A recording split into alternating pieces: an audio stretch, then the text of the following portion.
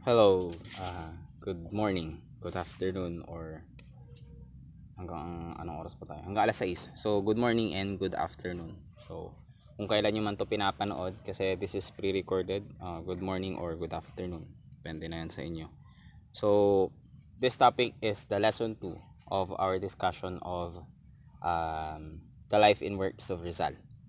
So, I mentioned sa mga last videos natin, actually nakadalawa na tayo. Minention ko na lahat ng pag-uusapan natin dito sa subject na ito is link si Rizal. Though dito sa subject na to, link pa rin si Rizal pero hindi natin masyadong mababanggit yung pangalan niya.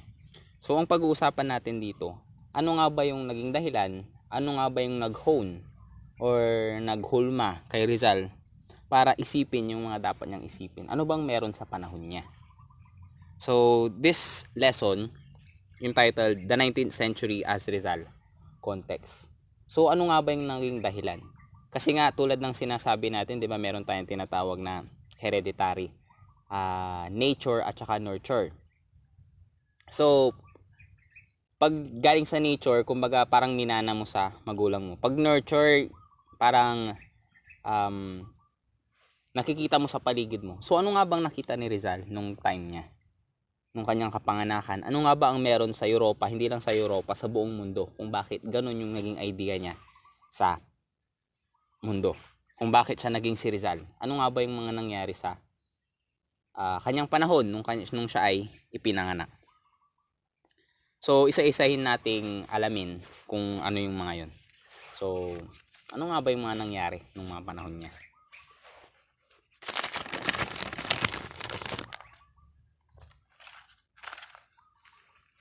So yan. So alam niyo naman na to, protocol na natin before tayo mag-start. Syempre kailangan ko pa rin ang cooperation nyo pero hindi ko na nilagay dito. Prepare this. First is paper. Again, papel po. Papel po ilalagay. Hindi po i-screenshot. Hindi po isusulat sa MS Word kasi pag MS Word malaking possibility na kinapi-paste nyo.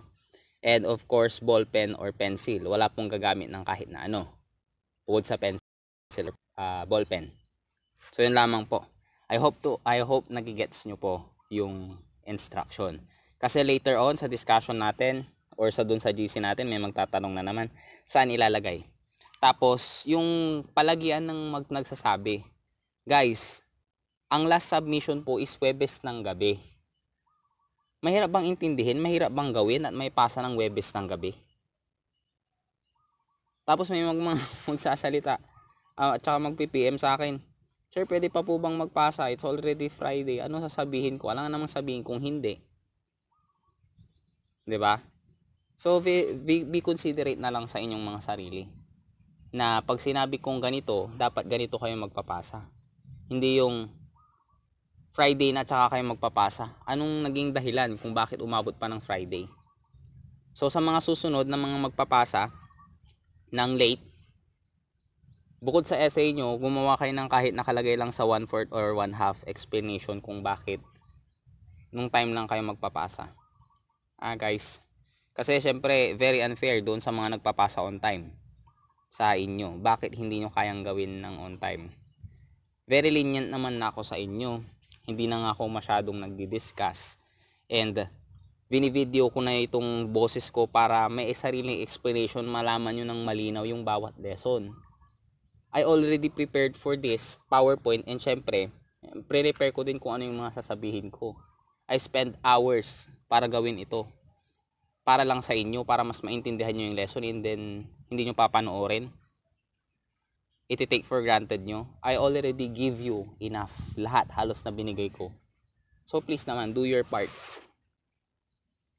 Yung iba nagagawa nila. Bakit yung iba hindi?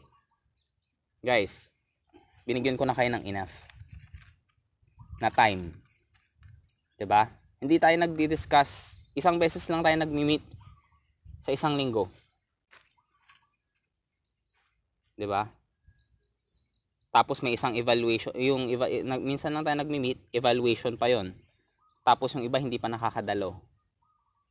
Evaluation lang 'yon. Pinagbibigyan ko kahit may mga hindi nakaka-join sa video chat natin as long as napanood yung video. Pero yung late na magpasa, wag naman.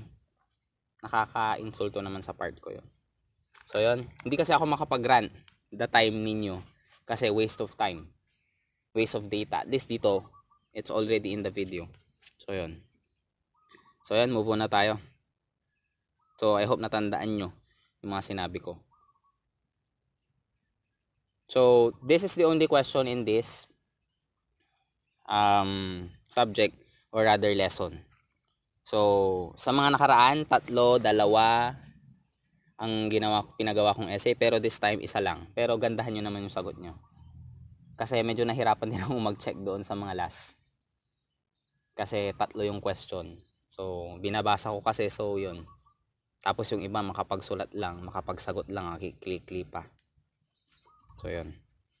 So this is the only question. Nag-iisa tong question dito sa part na to or sa lesson na to. So have you ever wondered what is the Philippines in the 19th century? Where our hero Jose Rizal was born. What is the social, political, and economic system in this time? So this question is hindi pa na-discuss. So kinukuha ko lang kung sino yung pinakamay malaking imagination sa inyo.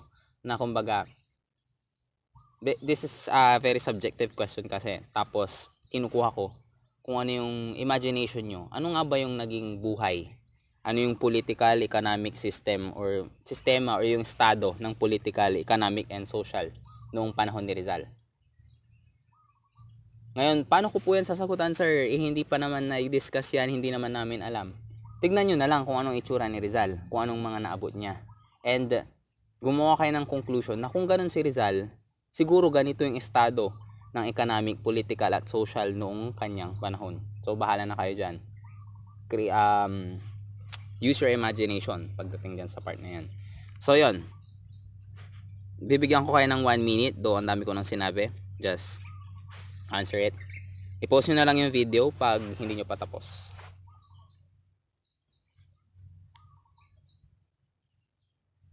So yun, I hope nagigets nyo kasi pati yung instruction dito ko na rin sinasabi sa video para yung video is parang magiging discussion lang talaga.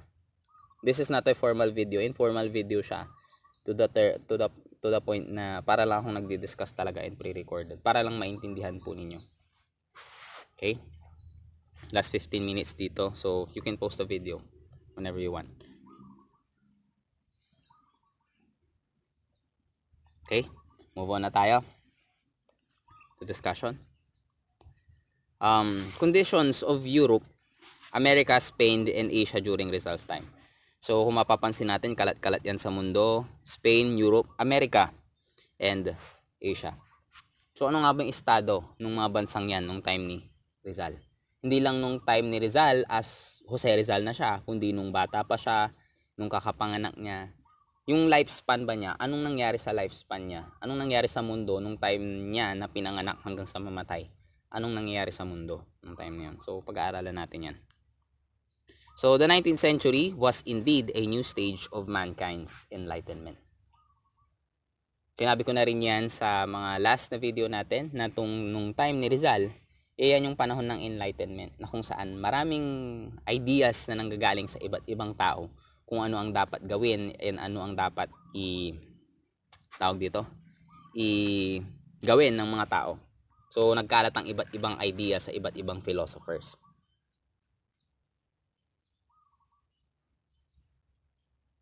So, yan. So, we have the French Revolution and the German Unification. Pag sinabing German Unification, kasi ang Germany noon is nahati siya sa iba't ibang states. Parang sa United States, nahati-hati siya. Parang California, New York, mga ganon. Nahati siya sa iba't ibang state na kung saan wala silang jurisdiction sa isa't isa. Hindi tulad ng America or United States of America, meron silang central government, meron silang isang president, like for example si Donald Trump. Siya ang president ng lahat ng states. Pero nung time na yon, nung time dito sa Germany, nung hiwa-hiwalay pa ang Germany, composed siya ng individual states, hindi pa po siya buo. At wala po siyang jurisdiction sa isa't isa. Wala po silang jurisdiction sa isa't isa. So, ang tawag sa kanila individual German states. So, hindi po sila United States. Rather, individual states po sila. And nung time na yan ni Rizal, unti-unti pa lang po silang nabubuo bilang Germany. And then we have the American Civil War. Nangyari din po yan noong 19th century. Pag sinabing 19th century, hindi po yan 1900s to year 2000 Pag sinabi pong 19th century, ulitin ko, hindi po yan 1900s to year 2000. Ang 19th century po is from 1801 to 1900s. I hope nagigets nyo. So yan. And then, ito yung mga tao na nagbigay ng idea sa mga tao pagdating sa liberalism and enlightenment. So first na dyan is si Jean-Jacques Rousseau. So ano nga ba ang pre-propose ni Jean-Jacques Rousseau? So siya po ang nag-propose ng social contract theory na kung saan binak-upan ni Thomas Hobbes. Ano nga ba yung social contract theory? Ang social contract theory is relationship between the law and the lawmakers. And sino ang lawmakers nung time na yon? Since monarchy, mga hari. So ang sabi ni Jean-Jacques Rousseau sa kanyang social contract theory, na pag ang isang hari daw or isang leader is hindi niya nagagampanan yung kanyang trabaho bilang leader, is pwede na siyang palitan ng tao. Through what way? Through rebellion. Na kung saan kinontra naman ng konti ni Thomas Hobbes na nagsasabing hindi daw maganda ang rebellion, parang ganon. And dun sa book niya na Leviathan, and sinabi niya din doon sa book niya na Leviathan, ang tao daw is natural evil. Na kung saan, ano ang nakakapagpababa ng evilness ng isang tao? Ang government. So kailangan daw ng tao ang government, or rather sa part niya is monarchy, para daw i-balance yung evilness ng tao. Kasi nga, sa mga nakapanood na po ng Joker na movie, or rather yung The Dark Knight, di ba sabi ni Joker doon, people are natural evil. Na kung saan, pag nawala daw ang civilization, magpapatayan daw sila isa-isa. So, sinabi ni Joker yon sa movie na Dark Knight. Yun din yung idea ni Thomas Hobbes sa mga tao. Ang tao daw is natural evil pag walang namumuno sa kanila. Kontra naman yun sa idea ni Jean-Jacques Rousseau na social contract theory na pioneer siya, na sinabi niya na pag hindi daw nagagampanan ng hari or ng reyna ang kanyang trabaho, pwede daw silang alisin sa pwesto. In what way? Through rebellion. Kaya nung time na yan, nagkaroon ng madaming rebellion, especially sa French Revolution. Bakit? Kasi nung nabasa ng mga French yung book na social contract theory ni Jean-Jacques Rousseau, sinabi nila na yung hari namin, hindi na maganda yung kanyang trabaho, hindi na maganda yung pamumuno niya sa France. So anong nangyari? Nagkaroon ng rebellion. Kaya nagkaroon ng French Revolution. Pinaalis nila or inalis nila yung hari and pinalitan nila ng emperor. Sino? Si Napoleon Bonaparte. So nawala po ang monarchy pero napalitan naman ng empire, naging French, parang empire siya na pinamumunuan ni Napoleon Bonaparte. So yun po. Kaya nagkaroon ng French Revolution dahil kay Jean-Jacques Rousseau sa idea niya ng social contract theory. Na pag hindi daw nagagampanan ng isang hari o ng reyna ang kanyang trabaho, karapatan daw or kailangan daw na ang tao is paalisin na siya. So yun yun. Then we have Voltaire. So sino nga ba si Voltaire?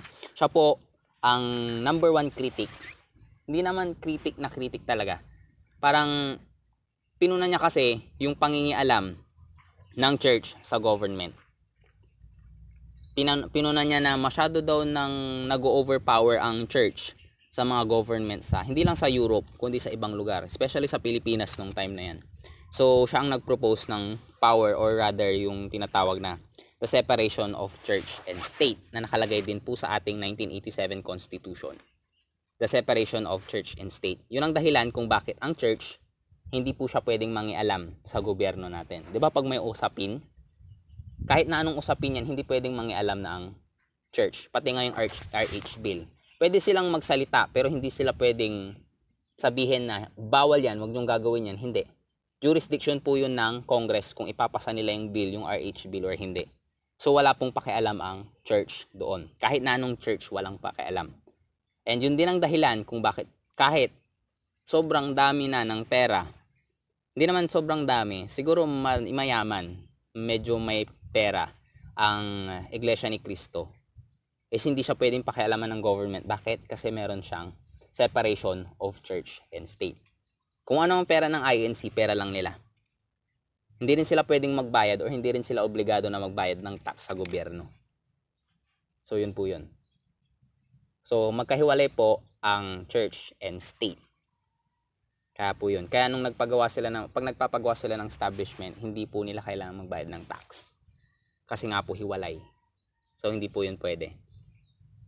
Hiwalay po ang gawa ng church sa state. So ang originally dyan or ang pioneer dyan sa idea na yan is si Voltaire. To the separation of church and state. Yan po siya. Yung pangalawang picture na lumabas.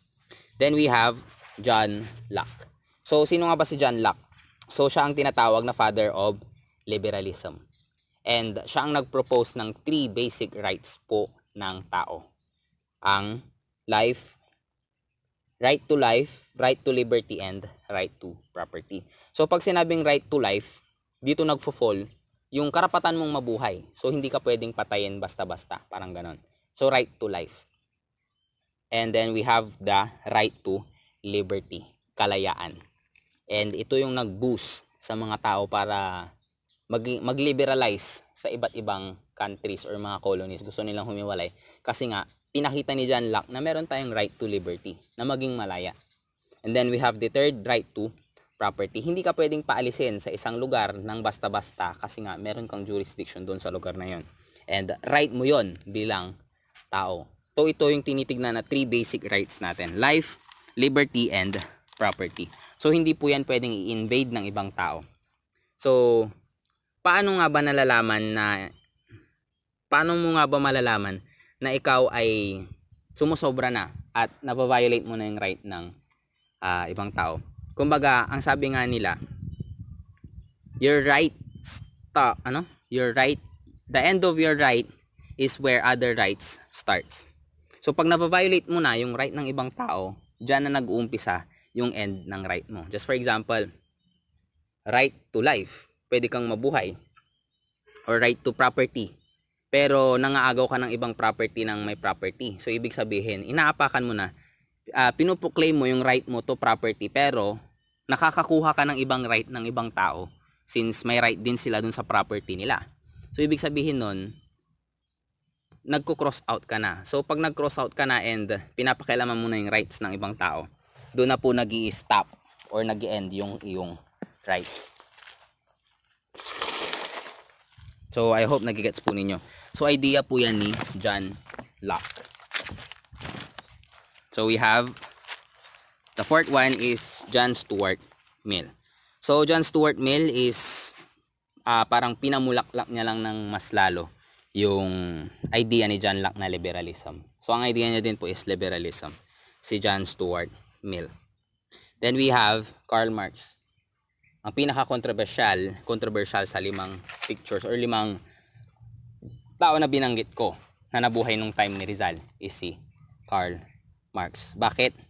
Siya lang naman po ang nagsulat ng libro na Communist Manifesto na kung saan sinundan ng iba't ibang tao sa mundo. Na kung saan na-impluwensyahan niya po ang North Korea, ang Russia at ang China na maging socialist country. Pag sinabing socialist country, isa po yung country na one step ahead of communism. Pero wala pa pong country until now ang pure communist.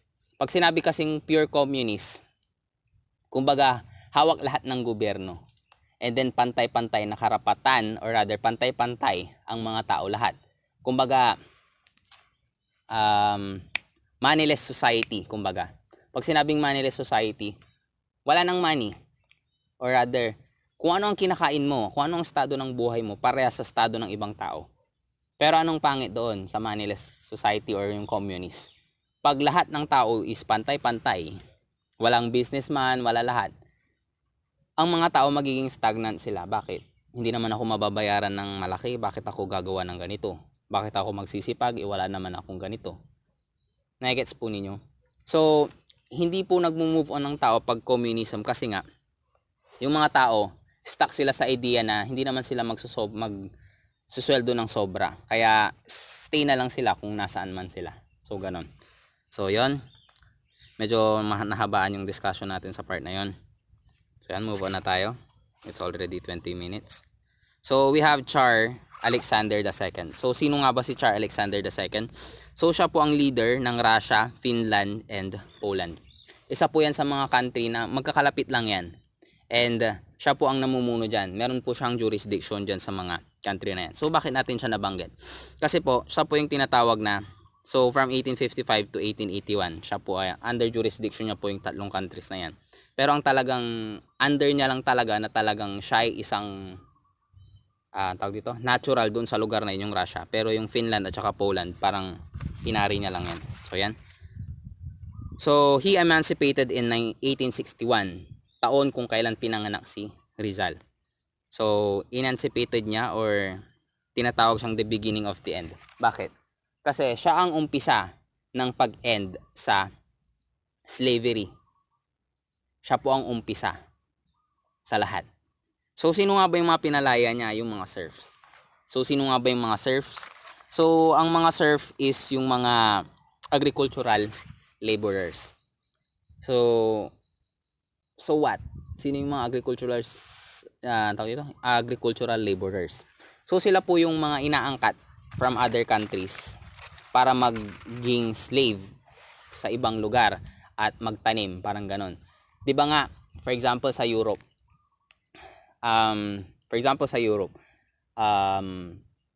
magko-colonize sila ng isang country. And then doon sa country na yun, hindi naman pwede na yung Europeans din na yun ang magtanim o mag-cultivate dun sa country na yon or dun sa land ng country na yon. So, anong gagawin nila? Pag wala masyadong tao dun sa country na yun, just for example sa Amerika, nung sinakop nila ang Amerika, wala naman masyadong tao sa Amerika. So, sinong magko-cultivate ng land? Hindi naman na pwede yung mga Europeans din kasi masyado silang konti. So, ang nangyari, nagdadala sila ng Europeans doon as a manager lang ng mga lupa. Pero ang mga cultivators nila or yung mga manananim nila is galing sa Africa. So, yung mga tinatawag na serfs, yung agricultural laborer. Pwedeng binabayaran sila, pwede ring walang bayad. Yun yung mga slaves. So, si Tsar Alexander II ang nagpalaya sa kanila or ang tawag dito, emancipated. Pinalaya niya yung mga serfs na yun, yung agricultural laborers na yun. Kaya siya tinawag na the beginning of the end. So, German unification took place in 1871. So, ano nga bang nangyari sa German unification? So, this is the Germany. Yung kilala nating Germany. Pero yung time na yan, yung blue na part, ang bansa na yan is, or rather, yung individual state na yan is yung Prussia. So, sa lahat ng Germanic state, siya ang pinakamakapangyarihan na kung saan pwede siyang ang lakas niya is parang Britain, France, ganun, even though na individual state pa lang siya ng Germany. So much more pa kaya pag na-combine sa kanyang ibang states. And yung mga green na makikita nyo, na part na green, yan yung kampi kay Prussia ng mga states. And then yung blue, yan yung mga neutral, walang kinakampihan. And then yung dilaw, under po yan ng mga Austrians. So yung Austria, nasa baba po yan ng Germany. Nung nagkaroon or nagkahiwa-hiwalay ang Germany noon, kinuha po ng Austria yung ibang individual states and under sa pamumuno nila yan. Even though hindi talaga part ng Austria, pero under ng jurisdiction nila. Pero paano nga ba nakuha ng Germany yan? So nung time na to, nung 1871, ang Germany or rather yung Prussia, yung pinakamalakas na state ng Germany, is lumakas siya dahil na rin sa pakikipag-trade sa ibang bansa. So yumaman siya nung time na to. Gumanda ang buhay niya ng Prussia. So dahil dyan, binalak niya na sakupin ang buong Germanic state na kung saan gusto niyang pagsama-samahin na, kaya nga tinawag na German unification. And by this time, si Austria po is nag-decline, kumbaga humina. So dahil dyan, hindi niya po nahawakan ng mabuti yung mga individual states na under sa kanya, individual state ng Germany. Dahil dyan, nakuha po ni Germany, kaya nagkaroon ng unification. So dahil dyan, naging iisang state, or rather, naging iisang country ang Germany at tinawag nila yung Germany. So American Civil War lasted from 1861 to 1865. So yan ba ang nakikita nyo pag sinabing American Civil War? Hindi po yan. Medyo bago na yan. Ito yon. So American Civil War. So ano nga bang pinag-awayan ng mga ng mga Amerikano nung time na to? So matatandaan natin si Abraham Lincoln.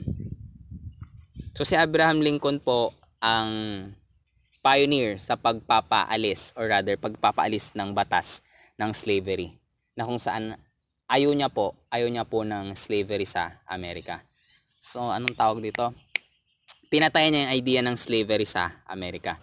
Pero merong mga states sa Amerika na ayaw alisin yung slavery. Bakit? Kasi pag inalis yung slavery, wala silang workers, and kung malaya na yung mga slaves, gusto na nilang gawin yung gusto nilang gawin. So dahil diyan, wala na silang workers, yung mga farmers. So dahil diyan, may mga states na tumanggi sa abolition ng slavery. So dahil diyan, nagkaroon ng Civil War. So 622,000 people ang namatay nung time na yun. Bloodiest war or bloodiest Civil War. So bakit nanalo si Abraham Lincoln? Since kakampi nila yung mga negro, edi mas madami sila. Parang ganon. So yun din ang dahilan kung bakit sila nanalo. So northern part or tinatawag na Northern Union, yun po yung hawak or under kay Abraham Lincoln na gustong i-abolish ang slavery. And meron din yung southern states in the south that upholds slavery or gustong ipagpatuloy ang slavery dahil nga mas malaki ang income doon. Pero nagtagumpay pa rin sila Abraham Lincoln, and nung time na yan, na-abolish ang, after ng Civil War, na-abolish ang slavery. Kapalit ang napakaraming buhay, 620,000 people to be estimate, di ba? So in 1861, so this is Napoleon Bonaparte. So establish a French client state in Mexico and appoint his brother as a leader there. Pero na-overthrow din siya noong 1865 dahil sa bad leadership. No, diyan sa Mexico yon. So in France naman tayo. So in France, we have Napoleon Bonaparte. Overthrew him. Hindi na natin masyadong i-elaborate po yung nangyari dyan kasi wala na tayong time. So in-overthrow si Napoleon Bonaparte, and then nagtayo sila ng the Republic. Masyado akong maraming sinasabi, so diretso na lang tayo sa discussion. At this time, however, most of Spain's colonies were free. Nag-gain na nilang independence sila yung time na yan. So karamihan sa mga bansa dyan. So born the independent revolution, ang Pilipinas, ligwa. Wala pa rin. So yan. So we have Napoleon Bonaparte. So nung time na yan, si France, which is bansa ni Napoleon Bonaparte, at si Spain is magkaibigan. Pero nagkaroon ng alter sa relationship nila. Kumbaga nagkaroon sila ng conflict, nagkaroon sila ng LQ. Kalaban po nila ang Great Britain nung time na yun. Pinagtutulungan nilang ipatumba ang Great Britain. Pero nagkaroon ng altered and nagkaroon sila ng LQ. So dahil sa LQ nila, si France, sinugod niya si Spain. And tinayo niyang leader is yung kanyang brother uli, dahil doon nagkagalit sila. So Spanish don't want the brother of Napoleon Bonaparte, and rather show support for their rightful heir or tagapagmana na si Prince Ferdinand, and pumunta sila, nag-march sila papunta ng Cadiz, city of Cadiz, and ginawa nila yung Constitution ng Cadiz. The Constitution of Cadiz has a noble feature of allowing colonies to be represented in the Spanish Parliament called the Cortes.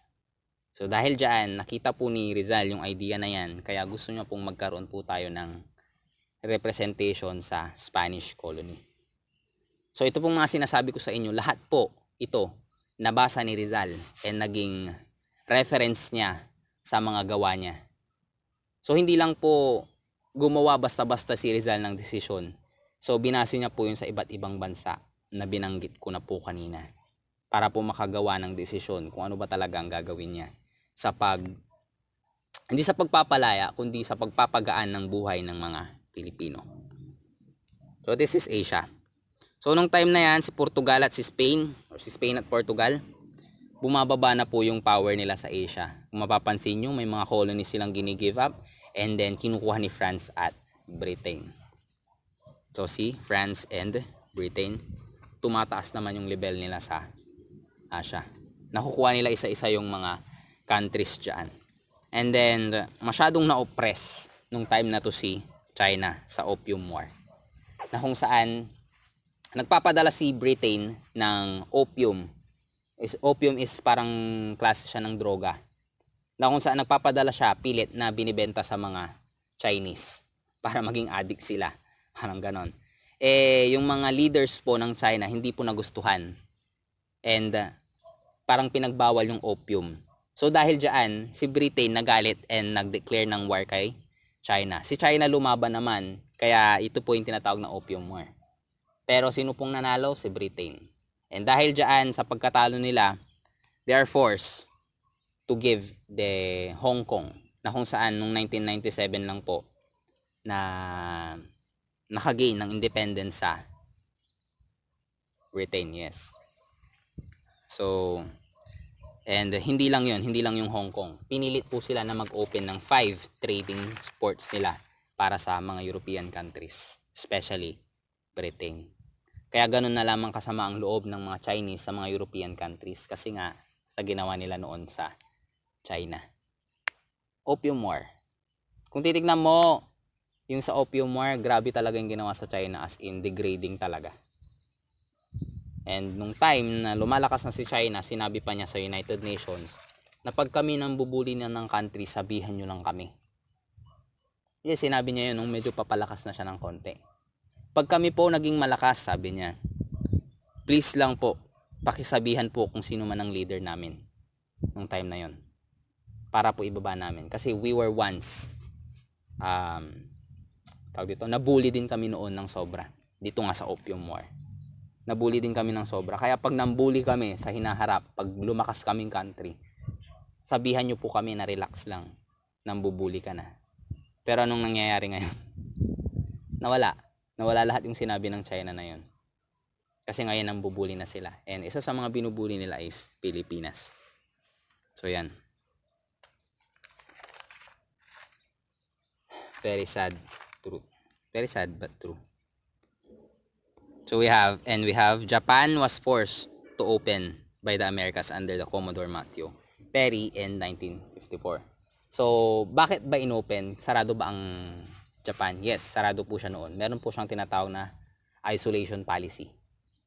Na kung saan inopen yun ng Amerika. And sabi niya sa Japan, i-open mo ang country mo and makipag-trade ka sa amin whether you like it or not.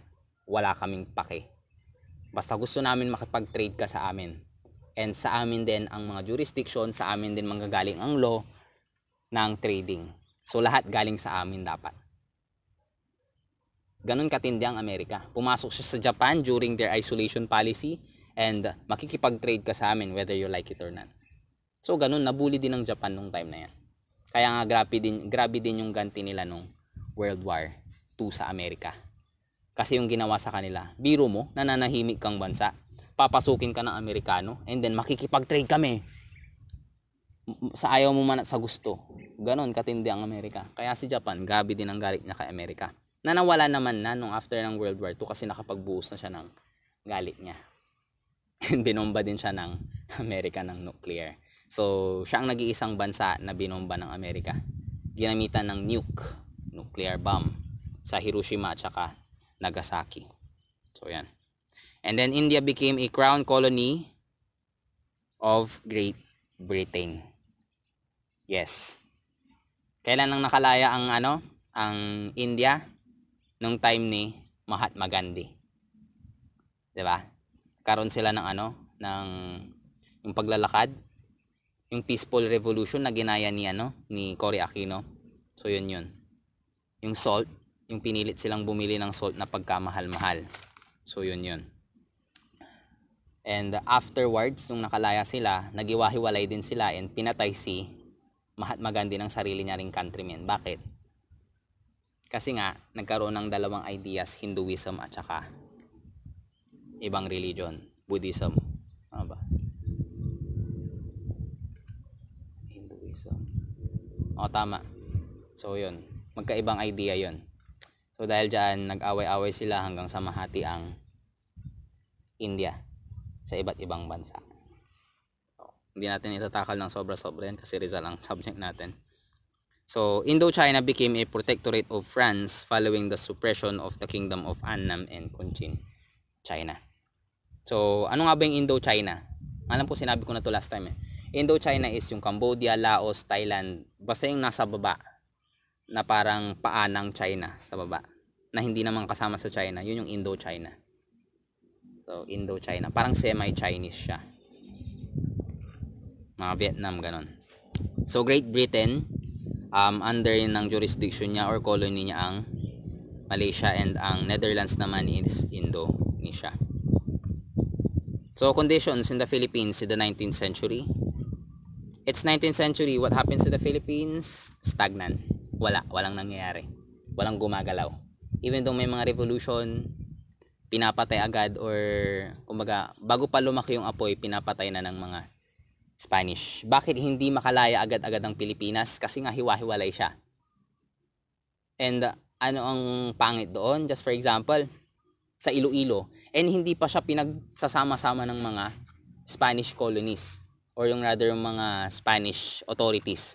Hindi sila pinagsasama-sama. Bakit? Hindi rin nila pinapakalat yung idea ng rebellion. Na kung saan, yung mga taga Maynila, hindi nila alam na may nagre-rebellion sa Bicol. Yung mga taga Bicol, hindi nila alam na may nagre-rebellion sa Cebu, sa Iloilo. Wala silang alam. So dahil dyan, hindi nabubuo yung kanilang eagerness para mag-rebel. Bakit? Kasi hindi naman nila alam. Hindi tulad sa ibang lugar na pag may nag-rebel, just for example, sa mga landlocked countries or yung mga walang tubig,